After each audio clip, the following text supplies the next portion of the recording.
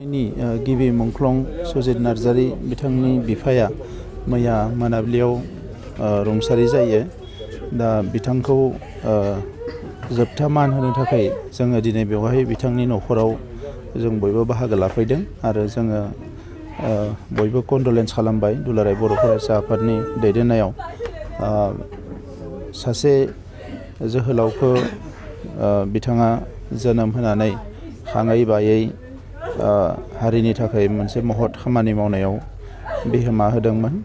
दा सुजित नार्जारी बिथाङा मुंख्लं जानायनि उनाव गोलाव सम बड'लेण्ड सोमावसारनाय बर' माहारिनि गुबुन गुबुन प्रग्रामाव जोबोद एक्टिभलि बिथाङा थाफाबाय थायोमोन आरो बाहागो लायोमोन आरो बिथांनि प्रेजेन्सआनो जोंनि थाखाय मोनसे एनकारेजमेन्टमोन, मोनसे साहसमोन।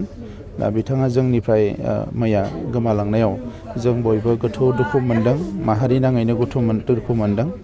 दा इसोरनि खाथियाव आर'ज गाबदों बिथांनि सोरगोआरि जौ सोलेरा अराय सम सोरगोआव जाहाथे आलो गोजोनै थाबाय थानो जायगा मोनो, बिथांखौ अराय सम सोरगोआव इसोरा मोजां जायगा होयो आरो बिथाङा अराय सम बर' माहारिखौ बोर सारस्रिबाय थायो जे बर' माहारिनि थांनानै थानायनि बायदिसिना हाबाफारि मावनायाव जाहाथे माहारिया जाफुंसार जायो, बेनि थाखाय बोर सारस्रिहरबाय थागोन होननानै आङो मिजिंथिदों। आरो जिखिनि बिथांनि बायदिसिना ससियेल प्रग्राम बा सामाजिक हाबाफारिफोर थागोन, दा बेवहाय जोङो गभर्नमेन्टनिफ्रायबो फुल्लि सापर्ट होगोन आरो बिथांखौ मान होनानै जोङो दिनै 1 बाजिनिफ्राय बिटिसि एरियायाव जोंनि अफिसफोरखौ बन्द' खालामनो थाखाय जों खावलायदों आरो मोनाबिलियाव जि आर'ज गाबनाय हाबाफारि लादों बेवहाय बयखौबो बाहागो लानो थाखाय रायजो राजाफोरखौ आङो गोसो गोरबोनिफ्राय खावलायहरनाय जाबाय।